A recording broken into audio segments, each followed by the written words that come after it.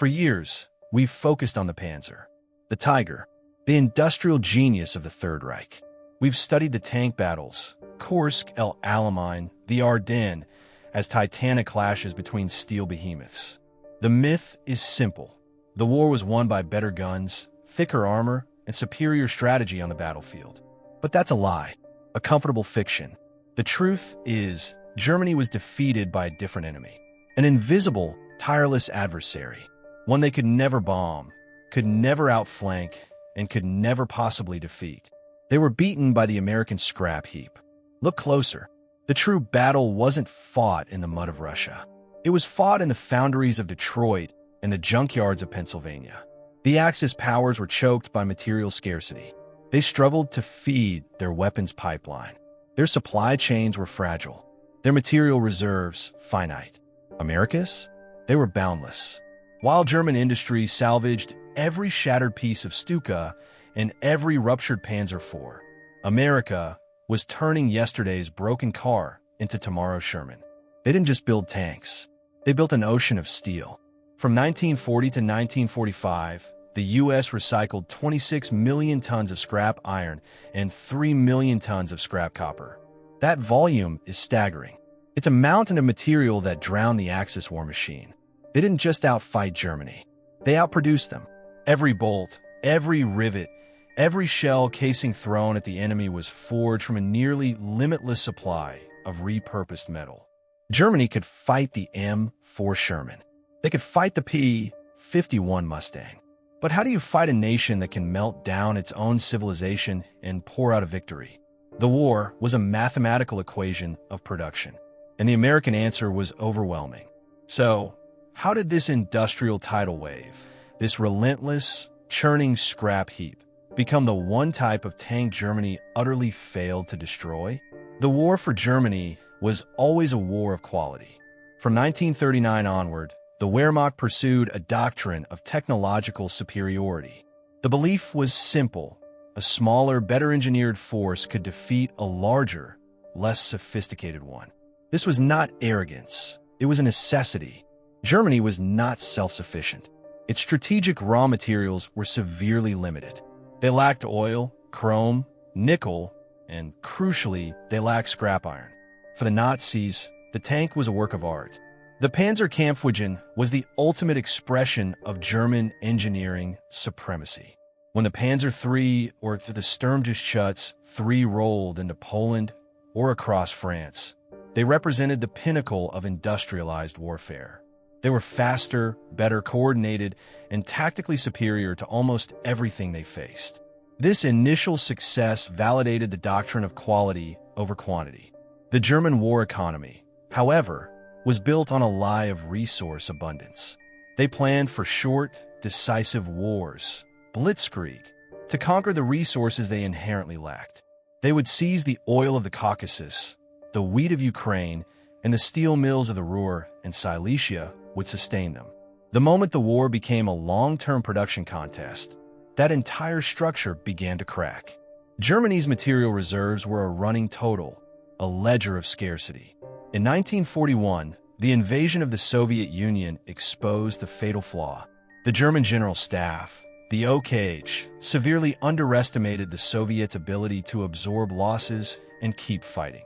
The material wastage on the Eastern Front was catastrophic. German tank losses required immediate, perfect replacements. There was no vast buffer of raw materials. The industrial effort to produce a single Tiger was immense. It required thousands of man-hours and specialized alloys. Manganese, molybdenum, tungsten. These materials had to be mined, transported, and refined. Every step was a bottleneck. The Allies began to target these bottlenecks. The ball-bearing factory at Schweinfurt, the oil synthesis plants at Luna. Hitler himself understood the gravity of the metal problem. He issued specific directives to recover and reuse metal from the battlefield. The Germans were masters of salvage. Every tank wreck, every downed plane was stripped and shipped back for melting. This wasn't efficiency, it was desperation. The four-year plan, which was supposed to prepare Germany for total war, had failed to secure the foundational resources necessary for sustained combat. The Axis powers had a strategic, mathematical ceiling on production. That ceiling was low. Across the Atlantic, the United States viewed the entire problem differently. It was not a question of quality. It was a question of volume. The American thesis was brutal simplicity. Outmass the enemy. Build enough material that the enemy cannot possibly destroy it all. This required not just industry, but an unprecedented resource base. The U.S. was a geological anomaly. It possessed vast reserves of coal, iron, ore, and oil. More importantly, it possessed a fully functioning, consumer-driven industrial economy. Before Pearl Harbor, the American domestic system was already a materialistic, high-turnover society. Cars, refrigerators, washing machines, they were already being produced, used, and junked at a scale unimaginable to Europe. This wasn't waste, it was a pre-built reserve. The Civilian Defense Corps and the War Production Board, WPB, didn't have to wait for new mines to open. They went straight to the junk pile. The WPB launched massive, nationwide scrap metal drives. The goal was not incremental supply. The goal was to flood the system. School children collected pots and pans. Farmers sold broken-down tractors. Homeowners gave up lawn furniture and old appliances. The response was immediate and overwhelming. They were turning the entire landscape of American civilization into cannon fodder. Section 4. The strategic role of junk. The impact of the scrap drive was immediate and tectonic. In 1942, the United States produced 62 million tons of steel. That figure dwarfs the combined output of Germany, Japan, and Italy.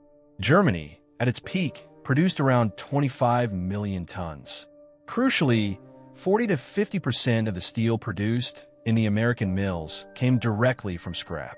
This meant they were bypassing the most time-consuming and resource-intensive stages of the steelmaking process, mining the raw and coking the coal.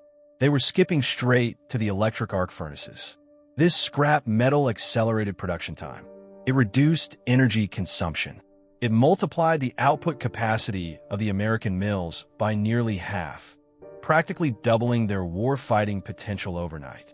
It's important to understand the terminology here. America wasn't just building tanks. It was building millions of tons of landing craft, thousands of cargo ships, and hundreds of thousands of trucks. The Sherman tank was merely the most visible tip of this industrial iceberg. The Germans had excellent metallurgy. They used high-grade alloys in their steel to create better ballistic protection. But what use is a 70 millimeters plate of perfectly engineered steel when the enemy can throw 2 million tons of ordinary steel at you every month? The fight had fundamentally changed. It was no longer a duel between two armies. It was a contest between engineering elegance and industrial scale. Germany put its faith in precision. America put its faith in volume. The result was an arithmetic of doom for the Axis. They were fighting a war they had already lost before the first Sherman rolled off the line. The truth is the Americans never had to build a better tank. They only had to build an unlimited supply of good enough tanks. And that is what the American scrap heap provided. It was the ultimate, inescapable industrial weapon. But how exactly did the U.S. manage the logistics of moving a mountain of junk across the country and into the forge? The problem facing the War Production Board in 1942 was not technical. It was logistical. They had mountains of scrap, but the mountains were in the wrong places. The steel mills, the crucible of American war power, were clustered in a tight industrial corridor. Pittsburgh, Cleveland, Chicago. These areas were already resource-strained. The scrap, however, was diffused. It was everywhere else. They needed to move millions of tons of miscellaneous junk, old cars, broken fences, stovepipes, from every town and hamlet into the massive, insatiable furnaces of the East and Midwest. This was a strategic hauling crisis. The scale was staggering. The WPB calculated the immediate deficit. An estimated 7 million tons of scrap iron and steel were needed beyond normal industrial supply just to meet the 1943 production quotas for steel alone. That meant moving the equivalent of 70 Liberty ships full of sheer debris. The American rail system, already burdened with moving troops, ordnance, and essential foodstuffs, was the only viable artery. Every scrap drive, every municipal collection, placed immense pressure on the Association of American Railroads. A small farm town in Iowa had to fill a freight car. That car had to be shunted to a regional depot. The depot had to assemble a line of hundreds of cars, and that line had to be hauled 1,000 miles through congested rail yards to a mill in Ohio. This required perfect coordination. The WPB tackled the problem with an almost militaristic precision. They didn't rely on random goodwill. They created a nationalized collection infrastructure. The nation's 60,000 independent scrap dealers were immediately placed under WPB control. These were the frontline troops in the Metal War. They established regional quotas for every county in America. The WPB used high-pressure advertising. Slogans like "The Japs want your junk" and "Get in the scrap" were plastered everywhere. Propaganda was used to overcome the psychological barrier of wastefulness. Americans were taught that recycling was not just patriotic, it was lethal to the enemy. The result was a cascade of material. In a single 2-month period in late 1942, the WPB estimates that over 4.2 million tons of dormant scrap were mobilized. That's 50,000 tons of metal a day moving toward the furnaces. The scrap wasn't clean. It wasn't neatly bundled steel plate. It was often contaminated with rubber, wood, brass, and aluminum. Every piece had to be sorted, sheared, and baled before it could enter the furnace. This sorting required massive new labor pools and specialized hydraulic shears. The sheer volume threatened to overwhelm the existing steel-making infrastructure. The physics of steelmaking provided a hidden advantage to using scrap. Raw iron ore requires the immense heat of a blast furnace and massive amounts of coke, a refined coal, to strip out the impurities. This process is slow, resource-intensive, and limits total output. Scrap, however, could bypass the blast furnace entirely. It went directly into the open hearth and electric arc furnaces.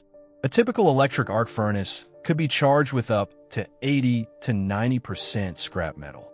This switch drastically reduced the dependence on iron or mining, freeing up millions of tons of shipping capacity on the Great Lakes.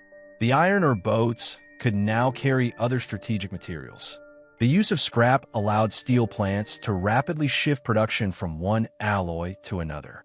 If the Navy suddenly needed high-nickel steel for battleship armor, the mills could quickly adjust the scrap-to-pig iron ratio and add the necessary alloys. This was industrial flexibility that Germany simply could not match. The German system, rooted in primary ore, was rigid and slow to adapt. American steel mills achieved production times that were revolutionary. A single tap from an open hearth furnace could yield 300 tons of steel in about 10 hours. That's enough steel for nearly 10 Sherman tanks from one heat. And these furnaces were running 24 hours a day, 7 days a week. Germany watched this industrial output with horror. Their intelligence reports consistently documented the escalating American production figures. The Reich Ministry of Armaments and War Production had no answer. Every German Panzer was built with a keen eye on metal conservation. They used thinner, harder steel, often requiring more exotic, hard-to-find alloying elements to conserve weight and material. The Americans didn't conserve. They submerged the battlefield in steel. Germany was forced to fight a war on 2 fronts, one against the Red Army and one against the American material pipeline. Every U-boat sinking a transport ship, every Luftwaffe bomber hitting a factory was a tiny, temporary disruption to a process that was fundamentally unstoppable. The production ratio became the definitive metric of the war. For every 1 ton of steel Germany could muster for tank production, the U.S. was fielding 4 to 5 tons. It was a battle not of genius, but of sheer numbers. The scrap heap provided the raw, brute force to solve the most complex military equation in history. But the sheer scale of American production wasn't just overwhelming. It had a devastating, unseen side effect on the German military machine. What industrial secret did the use of scrap metal reveal that crippled Hitler's high-tech weapon development? The American scrap effort had a hidden, lethal consequence for the German war machine. It was a chemical attack launched from a foundry. Germany relied heavily on nickel and molybdenum to produce its highest-grade armor plate. These ferroalloys are essential for creating toughened, ballistic steel that resists cracking upon impact. Germany had limited domestic access to these critical materials and was forced to ration them strictly. The American strategy was the exact opposite: industrial overkill. When the U.S. Army began producing its tanks and artillery shells primarily from scrap metal, they were unknowingly and brilliantly introducing residual alloys back into the supply chain. These are small, untraceable amounts of nickel, copper, and chrome from the original scrap. Things like old car parts or household plumbing. The resulting American steel was technically less pure than the German standard, but it was cheap, fast to produce, and already contained a cocktail of trace hardeners. The cumulative effect? American steel was inherently superior in volume and sufficient in quality for the vast majority of its needs. It was an efficiency born from industrial wastefulness. The greatest vulnerability in German steel was manganese. This element is essential for making steel workable, strong, and resistant to oxidation. German military planners required vast amounts of it, but the supply was heavily dependent on imports, specifically from Turkey and Russia before the war. When the supply lines constricted, Germany was forced to search for substitutes. This scarcity led to design compromises. Engineers were forced to use less optimal alloys, leading to armor that was brittle or required highly specific, complex heat treatments that slowed down factory throughput. The American steel industry, conversely, had secure access to huge domestic and South American manganese deposits. They could pour in what they needed without concern. This allowed for the production of manganese steel armor, which was easier to cast, easier to weld, and less prone to catastrophic failure. The U.S. could produce 25-ton castings for the M4 Sherman hull in a matter of days. German complex welded hulls took weeks. This difference in material availability and production speed was not tactical. It was strategic. It meant the U.S. could replace 5 destroyed Shermans before Germany could complete one new Tiger. The ratio was impossible to overcome. The single greatest material breakthrough was arguably the M4 Sherman simplicity. The Sherman was intentionally designed for mass production. Its construction was standardized, relying on a mix of welding and casting, making it perfectly suited to utilize the scrap-heavy steel coming out of the mills. Metric: the average M4A3 Sherman required approximately 30 tons of steel. The average Tiger I required closer to 55 tons of high-grade, specialized steel. More critical, the man-hours to produce a Sherman dropped rapidly. By 1944, a new Sherman was rolling off the line every 30 minutes from certain plants.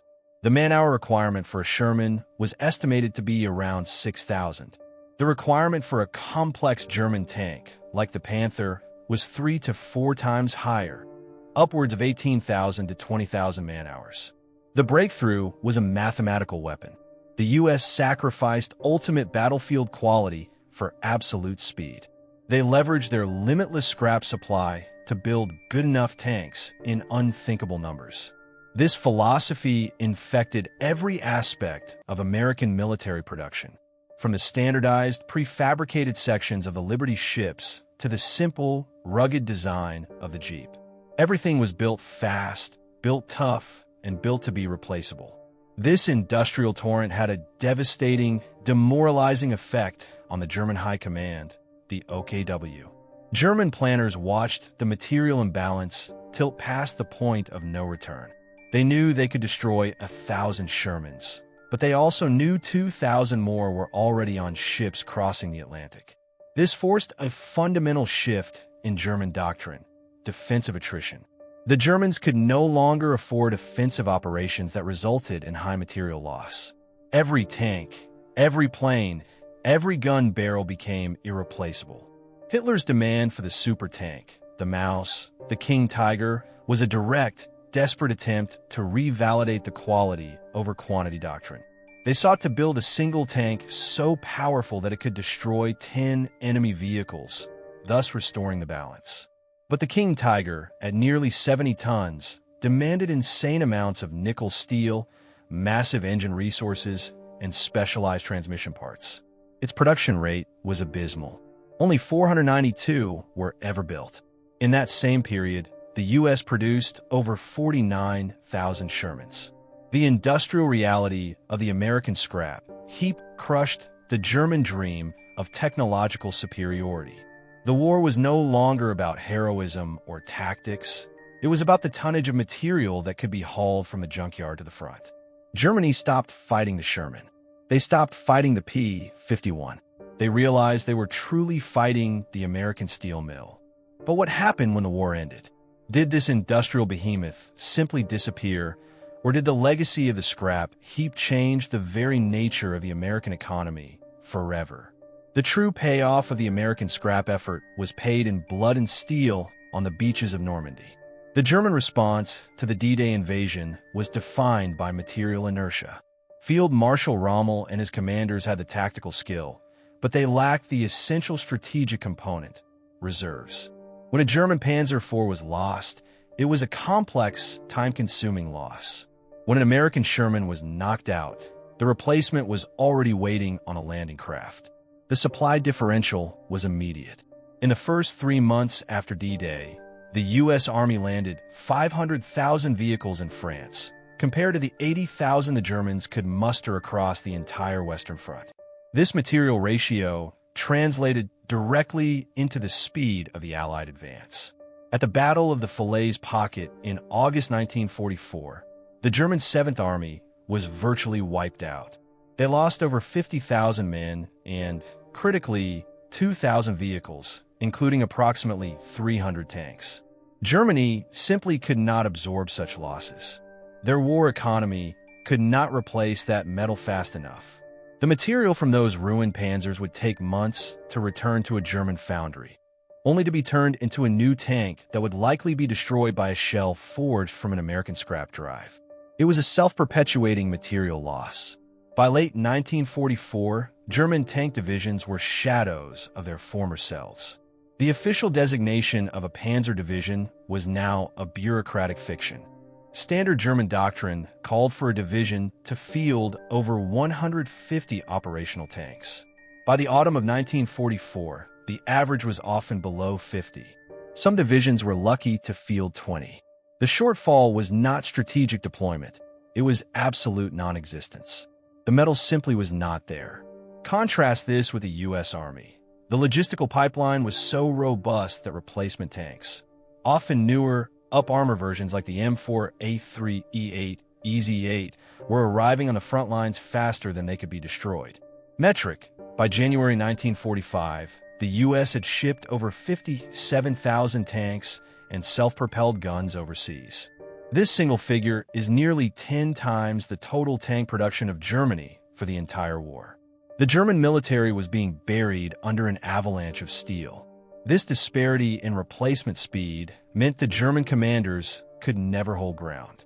Even if a local defense was successful, the immediate follow-up attack by the Allies, backed by limitless artillery ammunition and fresh armor, would inevitably break them.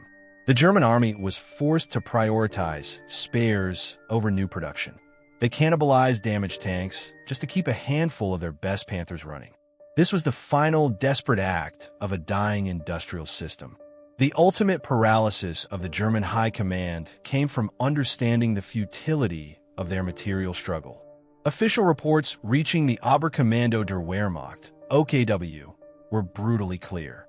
The issue was not training nor bravery, but volume. Field commanders explicitly noted that for every American tank destroyed, 2 more appeared in its place. In one devastating report to Hitler, Albert Speer, the Minister of Armaments, confirmed the core crisis. Allied bombing of synthetic fuel plants and disruption of raw material imports meant German output could not sustain the fight. But the realization extended beyond bombing. They knew they were being crushed by the sheer weight of American industrial output, an output fundamentally secured by the recycling effort. The material defeat was confirmed when Germany was forced to remove key alloys like nickel from its armored steel entirely, drastically weakening the quality of late-war tanks. The strategic decision during the Battle of the Bulge, the last major German offensive, was a desperate gamble predicated on the need to capture Allied fuel and supply dumps. They were not just fighting for territory, they were fighting for the resources that the American scrap heap had made infinite. When a counterattack came, it was a material sledgehammer. The U.S. lost nearly 800 tanks in the Ardennes. Yet, this loss was immediately mitigated. The replacement tanks were flowing to the front within weeks. The German material loss was permanent. The war for Germany was over not when the Allies crossed the Rhine, but when the American scrap dealer started sending his load to the steel mill. The Nazi doctrine of technological superiority was annihilated by the American doctrine of industrial overwhelming force. The true killer was not the quality of the shell, but the certainty that the supply was endless. The German military was ultimately defeated by an enemy it could not engage, the American industrial base. They never stopped fighting the M4 Sherman. They stopped fighting the relentless, churning, 26 million ton wave of the American scrap heap. The inevitable conclusion was drawn. No nation could defeat the United States once its latent industrial power was fully mobilized. The lesson was learned across the world, shaping the global balance of power for the next half-century. But what happened to that mountain of steel when the war finally ended?